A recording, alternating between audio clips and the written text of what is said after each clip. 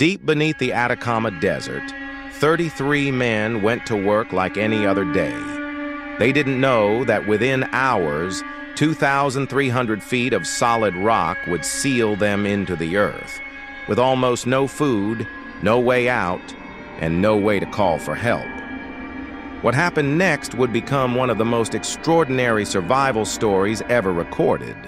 The San Jose mine sat in northern Chile's Atacama Desert, a copper and gold mine that had been operating since the late 1800s. It was old, it was unstable, and it had a history of accidents, cave-ins, injuries, even deaths in the years before. Safety inspections had flagged serious problems, but the mine kept running. On the morning of August 5th, 2010, 33 miners descended into the tunnels as they always did, unaware that the mountain above them had already begun to fail. At around 2 in the afternoon, a massive slab of rock, later estimated at twice the weight of the Eiffel Tower, sheared away deep inside the mountain. It crashed down through the main access ramp, the only route in or out of the mine. Dust exploded through the tunnels. The ground shook. Miners scrambled through the dark, choking on dust, trying to find each other in the chaos. When the dust finally settled, the exit was gone. In its place stood a wall of solid rock, sealing 33 men nearly half a mile underground. The miners regrouped in an underground refuge, a small emergency shelter built for exactly this kind of disaster. But it was meant to hold a handful of people for a couple of days, not 33 men for weeks. Inside, they found only a small stock of food, some crackers, a little tuna, a bit of milk. Someone did the math. If they were careful, it might last them 2 days. They had no idea if anyone even knew they were still alive. Above ground, families gathered at the mine entrance, refusing to leave. Rescue crews scrambled to find a way in, but every attempt at drilling risked missing the men entirely. The tunnels below were a maze, and nobody knew exactly where the miners had taken shelter. Meanwhile, underground, the group's shift supervisor took control. He rationed their food down to a spoonful of tuna and a sip of milk every 48 hours. Days turned into a week, then 2. The men grew weak. Some began to lose hope. On the surface, engineers launched multiple boreholes at once, each one a gamble. Drill after drill missed its mark, veering off course in the unstable rock or simply running out of room. 17 days passed. Families began preparing for the worst.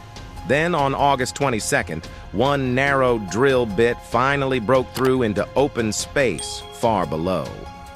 When rescuers pulled it back up, they found something taped to the end of it, a note written in red ink that read, "We are fine in the shelter, the 33 of us." The news spread instantly. All 33 men were alive. A narrow supply channel, barely wider than a soda can, became their lifeline. Through it, rescuers sent food, water, letters, even a small camera so families could see their loved ones for the first time in over 2 weeks. But being found alive was only the beginning. The men were still trapped nearly half a mile underground, and no one yet knew how or when they could possibly be brought back up. Engineers realized that rescuing the men would take months, not days. The shaft needed to widen a hole meant for a person drilled through nearly half a mile of unstable rock. Underground, the miners organized themselves into shifts, prayer groups, even exercise routines to keep their bodies and minds intact. On the surface, 3 separate drilling teams raced against each other, each trying a different route down, competing to be the one who finally broke through. On October 9th, 66 days after the collapse, one of the drills finally broke through into the chamber where the miners were sheltering. Cheers erupted on the surface.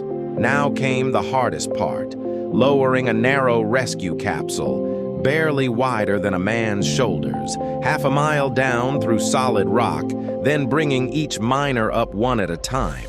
On October 13, 2010, the first miner was pulled to the surface just after midnight. One by one, over the next 22 hours, all 33 men emerged into daylight.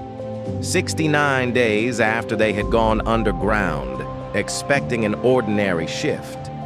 It became one of the most watched live broadcasts in the world, with over 1 billion people tuning in as the final miner stepped out. All 33 men survived, a result almost no mining engineer thought possible when the mountain first collapsed. The disaster led to sweeping safety reforms in Chilean mining regulations. But for the men who lived it, 69 days in the dark left scars that no rescue capsule could undo. It remains one of the most remarkable survival stories in modern history, a reminder of how far human endurance can stretch when there is no choice but to hold on.